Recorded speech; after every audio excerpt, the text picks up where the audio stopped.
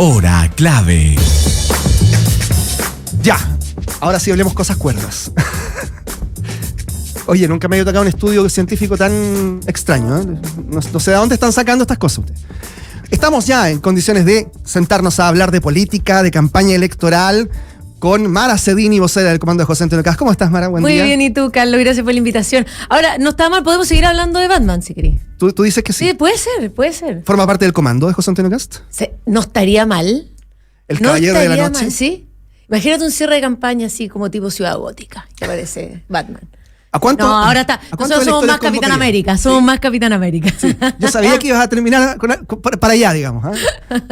Oye, sí, porque además, bueno, el caballero de la noche a veces está asociado también, ¿no?, a que se viene la noche y no es lo que, me imagino, ustedes esperan, porque además las encuestas les están dando en general, no se puede hablar de encuestas, pero en general, antes de la veda, les daban un amplio favoritismo. ¿Cómo se vive con ese favoritismo en general en campaña electoral? Se sigue trabajando. La verdad es que tú sabes que las carreras no se ganan hasta el último minuto, en los últimos 100 metros planos puede pasar cualquier cosa, así que nuestro objetivo, pese a que tenemos, digamos, una situación favorable, estamos trabajando arduamente, seguimos recorriendo Chile, tenemos debates todavía que participar. De hecho, mañana Archie, aprovechamos a saludar a toda la gente del mundo de la radio, que yo también vengo del mundo de la radio, así que felices de mañana tener ese encuentro. Sí. Pero así, en terreno, trabajando harto. Cambió la clave del celular José Antonio Caz ya, ¿no? Que le sapearon la clave.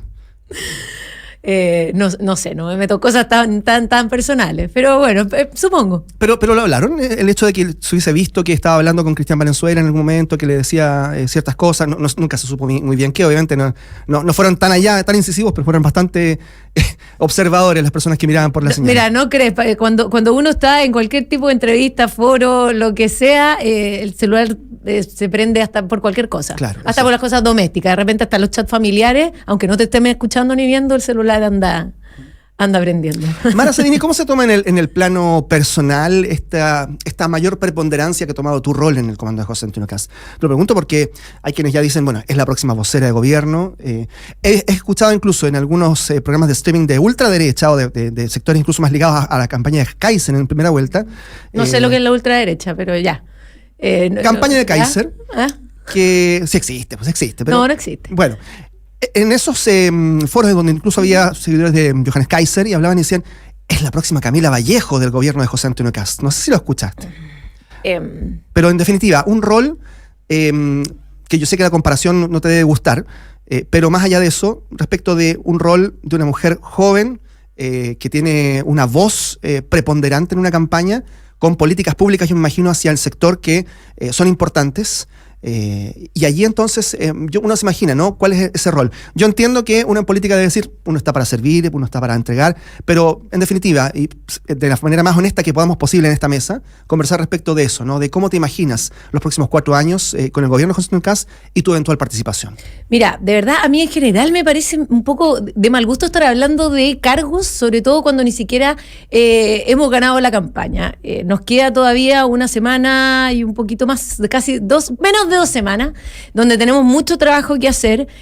Yo asumí este rol en el equipo de comunicaciones durante este periodo y yo hasta el 14 tengo claro que voy a estar trabajando arduamente en este equipo. Lo que pase después, primero tiene que ganar José Antonio y después, bueno, lo que sea que venga depende exclusivamente de él y la decisión que tome de quién va a ser el equipo que lo va a acompañar en los distintos cargos de confianza, pero la verdad es que no tengo más que decir respecto a eso. Sí, tú estabas trabajando en algún momento como directora de Asuntos Públicos de la Fundación para el Progreso. Sí. ¿Ese fue el punto de acercamiento? ¿Cómo fue dándose esta llegada al comando de José Antonio Caz, más allá, obviamente, de la ligación político-ideológica? Fue una iniciativa mía. Yo creo que hay un punto, sobre todo en estos momentos, digamos los últimos años, donde hemos tenido momentos decisivos en cuanto a la política chilena y el destino que va a tomar Chile. Esto lo destaco sobre todo por el momento después de la insurrección de octubre, el plebiscito, donde hay que tomar ciertas posturas precisamente por el bien de Chile y bajo mi perspectiva José Antonio Caz era el mejor candidato que teníamos y quien creo que podía hacer la gran diferencia a partir del 2016, sobre todo recibiendo un Chile como lo va a dejar Boric, sin crecimiento, con problemas de empleo, con serios problemas de seguridad, migratorio, en salud, y yo creo que José Antonio Kast tenía el diagnóstico correcto hace mucho tiempo, los equipos y el plan de gobierno ideal para poder frenar o al menos avanzar en la dirección opuesta a lo que ha hecho Gabriel Boric. Y en ese sentido, ¿qué evolución has visto tú en esta campaña de José Antonio Kast, la de hace 4 años, la que pierde con Gabriel Boric, respecto de esta, más allá de la diferencia eventual que es la persona que está al frente, digamos, en términos solo de una evolución o un avance del propio candidato y de su propia campaña y de sus propuestas? ¿Qué uno podría decir respecto de tu visión que ha cambiado en estos 4 años o que ha ido avanzando y que le permite hoy día a José Antonio Kast sí tener un rol preponderante en términos de un favoritismo casi absoluto, podríamos decir? Mira, yo creo que lo más importante, yo creo que las personas siempre durante el tiempo, a no ser que tengan algún grave problema, tienden a evolucionar o ir aprendiendo y a ir madurando, ¿cierto? Y yo creo que José Antonio ha demostrado, y yo creo que esta campaña lo refleja, que es una persona que no tiene miedo a ponerse en situaciones que tal vez son, digamos, políticamente incorrectas o que no son tan populares una campaña en pos del bien de Chile. El tema de la seguridad, los problemas migratorios, José Antonio los venía anunciando hace rato. Yo lo he dicho varias veces, pero ¿cuántas veces se rieron de él por el tema de las zanjas? Desde mucha gente, el mundo del periodismo también. Los dos somos periodistas, así que lo digo de cerca. Precisamente por ese tipo de políticas que hoy día ya estamos tarde. O sea, una zanja es lo menos que podemos hacer en cuanto a los temas de frontera. Entonces, yo creo que es una persona tremendamente valiente, hace un diagnóstico correcto, siempre está mirando lo que está pasando en Chile, es el único candidato que recorrió Chile completo, todas las comunas de nuestro país. Y en ese sentido creo que tiene clarísimo lo que hay que hacer y en todos estos años ha avanzado a poner, digamos, las prioridades de los chilenos primero, y así nace el gobierno de emergencia. El concepto del gobierno de emergencia quiere decir que estamos en una crisis y tenemos que poner como prioridad los temas de seguridad, crecimiento y los temas sociales principalmente, y ahí ha logrado no solo hacer un buen programa de gobierno, sino que además aunar fuerza. Lo que hemos visto estos días en la mesa de seguridad, mesa económica, mesas sociales de vivienda, de salud, de educación, de infancia, ha sido precisamente cómo se han ido llegando nuevos actores que venían tal vez de otras candidaturas, precisamente porque se sienten llamados en esta segunda vuelta por José Antonio Kast. Tuvimos la reunión ayer con Demócratas y Amarillo, la reunión con el presidente Frey, con la familia Piñera. Eso te demuestra un candidato que con su proyecto, con las ideas que tiene hoy día, está unificando distintos sectores. Sí, con el mundo del Partido de la Gente, que obtuvo un 20%, con Franco Parisi, los acercamientos no fueron tan fluidos porque eventualmente hubo ahí una postura que de hecho se reflejó este fin de semana con esta amplia mayoría de personas que van a votar blanco o nulo. ¿Qué se les puede decir desde el comando de José Antonio Kast a esas personas que efectivamente dicen no me convenció este candidato, tampoco la otra candidata, pero este candidato tampoco me convenció? Bueno, todavía tenemos tiempo para convencerlos, para llegar a ello. Yo creo que hay mucho, independiente de lo que definan, digamos, las grandes cabezas del Partido de la Gente, hay personas detrás. Hay 2,5 millones de personas que eligieron a Franco Parisi en la primera vuelta. Y nuestro rol es llegar a muchos de ellos con nuestro proyecto, con nuestro programa y hacerles sentido. Y en esa forma, mira, yo creo que es súper clave que gran parte de la gente que votó por Franco Parisi, primero que todo, está absolutamente decepcionado de este gobierno. ¿Ya? Y la idea de Janet Jara, siendo la continuidad de Boric, no es atractivo para ellos, para la gran mayoría. Lo segundo, estamos, digamos, muy relacionados en temas que tienen que ver con estabilidad económica, crecimiento, las oportunidades para la clase media, y eso implica tener un país primero seguro, con crecimiento económico, con oportunidades laborales. Y eso lo presentamos nosotros y no la candidatura de Janet Jara. Estamos conversando con Mara Cedini, vocera del comando de José Antonio Kast acá en el 92.9. Menciona el tema económico como una cuestión crítica. Es ineludible que han sido años de complejos momentos económicos con cifras que nos han acompañado especialmente post pandemia. Pero, por ejemplo, bueno, ahora se habla del IMASEC y una actividad económica que creció en octubre sobre lo esperado. Se menciona también que se va a cumplir la base del Ministerio de Hacienda del PIB para este año. He leído y escuchado estas últimas horas nada más que hay expectativas macroeconómicas que empiezan a cumplirse. ¿Cómo se lee eso respecto del diagnóstico que hacen ustedes? Ya, varias cosas. Lo primero que tenemos que ver es que tanto Gabriel Boric como el segundo gobierno de Michelle Bachelet han sido los peores crecimientos económicos que hemos tenido, digamos, en la historia democrática de los últimos años en nuestro país.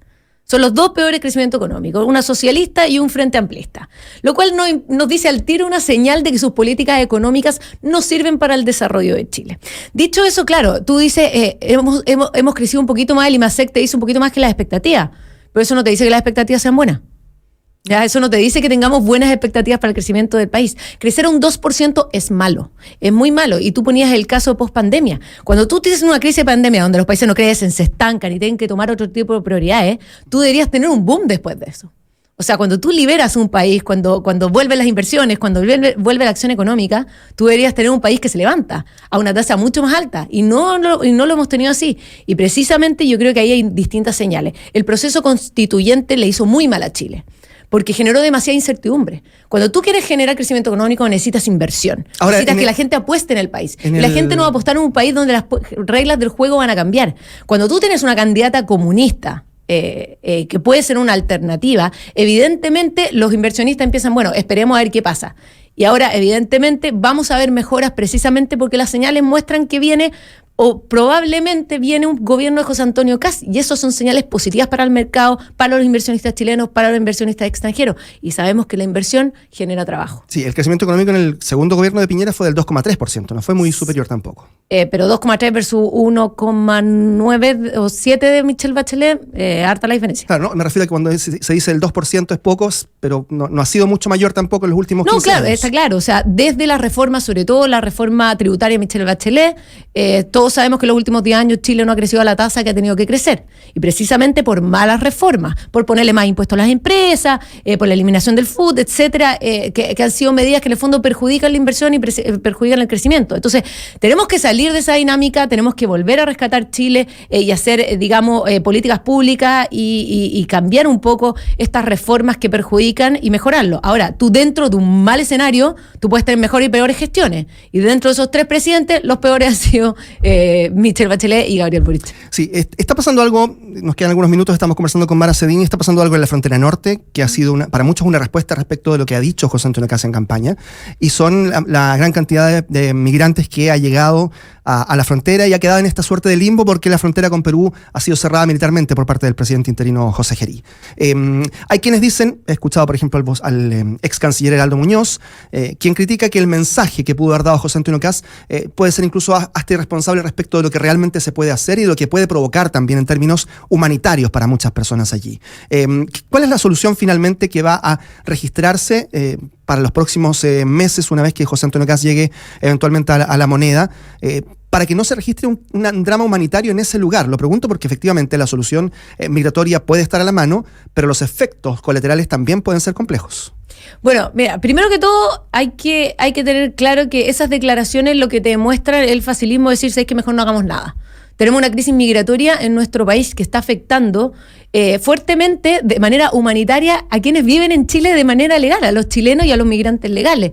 Cuando tú tienes problemas de listas de espera en salud, cuando no hay acceso a los servicios públicos como el CEFAM, el colegio, le quitan los cupos en los jardines a los chilenos y a los que están regulares en Chile, o sea, estás provocando una crisis humanitaria interna. Entonces, lo primero que tenemos que hacer, aunque suene duro, aunque suene difícil, también es proteger a los nuestros, ¿ya? El tema de la frontera abierta ha dado cabida a que entren bandas de crimen organizado, narcotráfico, con delitos que a nosotros nos tienen absolutamente superados. Entonces, primero hay que pensar eso desde el punto de vista de la crisis humanitaria, que hay que hacer las cosas. Entonces, es muy fácil criticar y no hacer nada, que es un poco lo que está pasando en el escenario de varios de los ex cancilleres que han hecho críticas, pero tampoco han propuesto soluciones concretas para solucionar el problema que tenemos hoy día.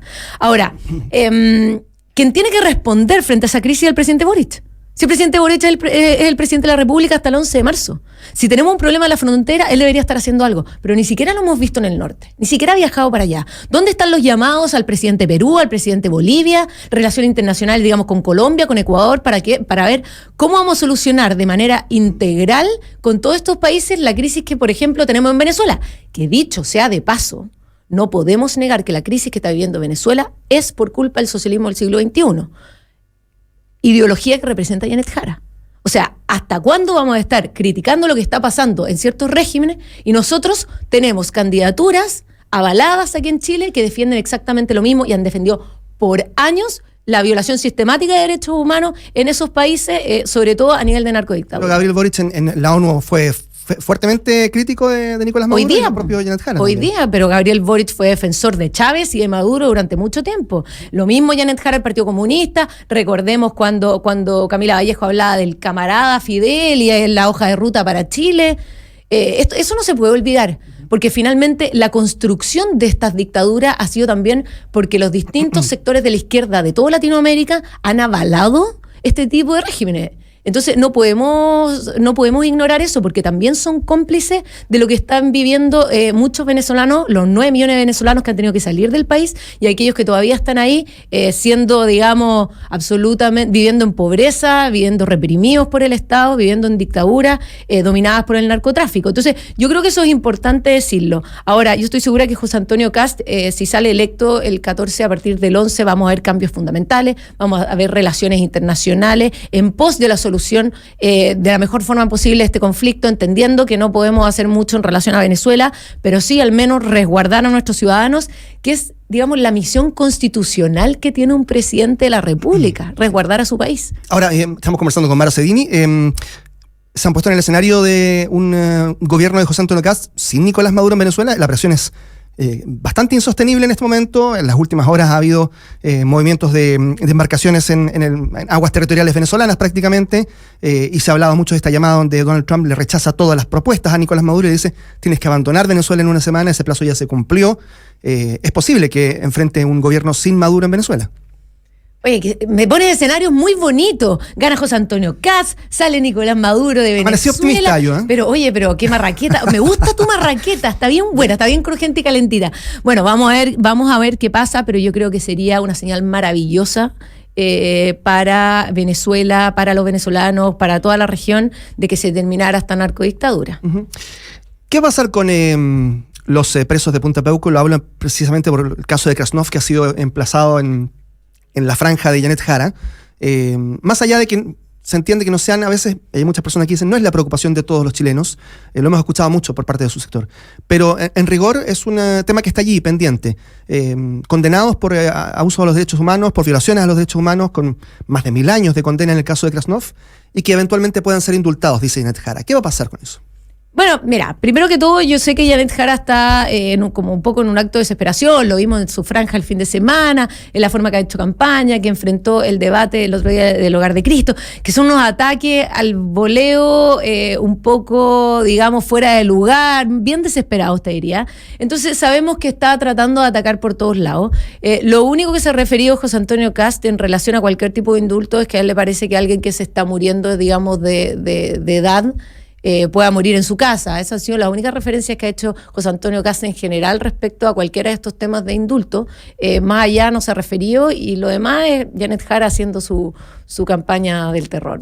Pero eso implicaría, por ejemplo, que se pudiese indultar a un asesino de menores de edad, por ejemplo, que tenga 85 años y esté en malas condiciones de salud, por ejemplo. No soy la persona que te tiene que responder eso, es una facultad exclusiva del presidente y él verá en su momento. A mí ese escenario no me parece, pero finalmente tú sabes que eso es una facultad que tiene el presidente y no me corresponde a mí responderlo. Bien, se nos acaba el tiempo, 8:58 de la mañana, hemos hablado con Mara Cedini, vocera del comando de José Antonio Kast, y bueno, sabemos ya que es periodista, cantante, es la voz de aquel eslogan, de aquella canción que llevamos escuchando 4 o 5 años ya prácticamente. Es verdad, pero yo soy la voz del 2025. No el 2025. No la del Bota 2, la del Bota 5. Escucha bien, son bien distintas. Mira, voy a escucharla. Escúchala bien, ¿tú que te gusta la música? Sí. Es bien distinta la voz. Sí. Ya, mira. A mí es la del 2025. Pero se viralizó tu video cantando en el Movistar. Estuvo bueno, estuvo muy entretenido.